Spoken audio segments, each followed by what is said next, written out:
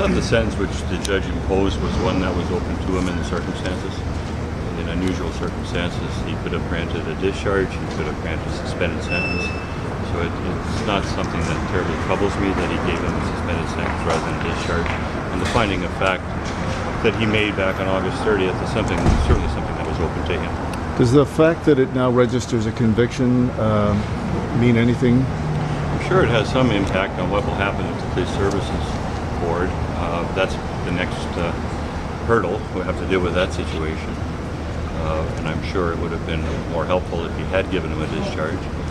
The judge seemed to throw out a thought at the end of his reasons, which I hadn't heard before, to the effect that perhaps the Police Services Board would give due consideration for all the other positive impact he's had on the community.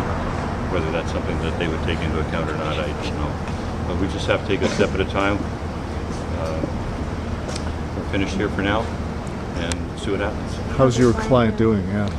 Well, the whole thing has been an ordeal for him, as you might expect. I think he was devastated by the judge's finding on all the evidence that the judge heard.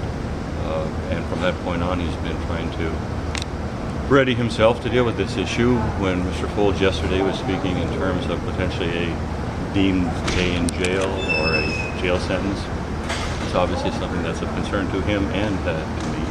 And unfortunately, that did not in the ultimate prevail. What about an appeal at this point? Well, certainly something that's under consideration.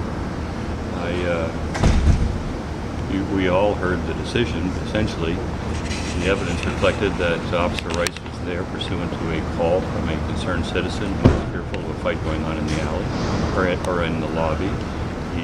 They attended en masse.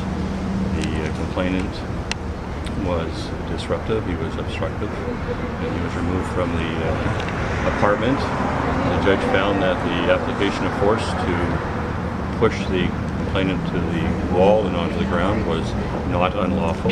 He found that the strike with the open hand to the face was to deflect what Officer Rice perceived was the complainant readying to spit on him. And so he found within that context that the force was not unlawful. And then he found that the use of the kicks was. Officer Rice testified that he was using that to gain compliance of a suspect who was not listening to his command to stand up and be arrested.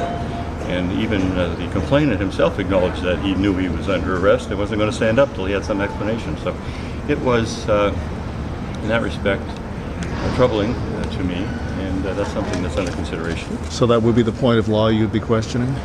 Well, when a judge finds an accused guilty who has testified, the courts have held that there should be some meaningful assessment of the evidence of the accused. And I'm looking into that now, and no decision will be made, obviously, without the consultation of Kent and his family, and it's not something that I ever project rashly on the courthouse steps. I don't think that's appropriate. It's something that obviously is under consideration, and we'll decide what the appropriate course of action is. So 30 days? In his statement yesterday to the court, he did talk about that he was apologizing to the city of Windsor, he was apologizing to the Windsor Police Force, but made no personal apology to Mr. Chinyangwa. Is he actually sorry for what he did, or does he stand by his actions? He stands by his actions. I have a difficulty with the person who testifies that he was acting lawfully in the execution of his duty and that the force he applies was lawful in the circumstances. And then, in some sort of effort to gain a break or leniency on sentence, and then apologizes to the complainant. It's hypocritical as far as I'm concerned. He was of the view, and is of the view, that he was exercising force lawfully. That Gladson was disregarding his commands, and that the force that he used was lawful, and that there's no reason in those circumstances to apologize to him. And I don't have a problem with that. In fact, you often hear people who rant and rave in the court they didn't do anything wrong, and then the next thing you know, they're apologizing. And I think it's somewhat hypocritical. So that's just the way it is, the way I feel about it.